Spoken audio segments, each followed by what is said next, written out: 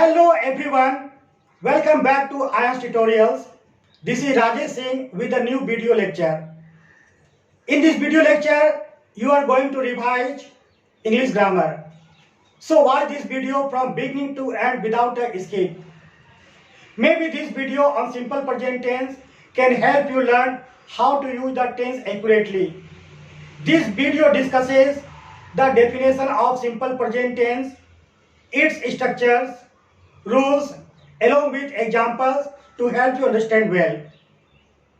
So let's start with the definition of tense.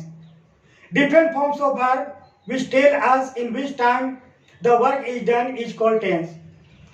There are three tenses in English grammar: present tense, past tense and future tense. Each tense has four subdivisions. Four subdivisions of present tense are simple present tense, present continuous tense, present perfect tense and present perfect continuous tense.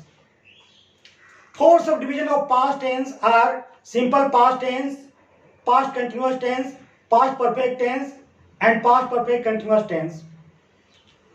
In the same way, future tense has also four subdivisions: simple future tense, future continuous tense, future perfect tense and future perfect continuous tense. Now there may be a question, what is present tense? So let's know the definition of present tense. A verb that refers to present time is said to be in present tense. First subdivision of present tense is simple present tense.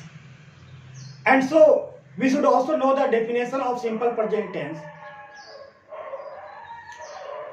Simple present tense is used to mention simply the time without being said about completeness or incompleteness of the action. Example, Menka runs a beauty parlor. This is the example of simple present tense. Friends, the simple present tense is employed in a sentence to represent an action or event that takes place or just happened in the given context at the present moment. The simple present tense is also called the present indefinite tense. Principle: the verb of Hindi sentence which ends with ta hai, ti hai, te hai, etc. is known as simple present tense.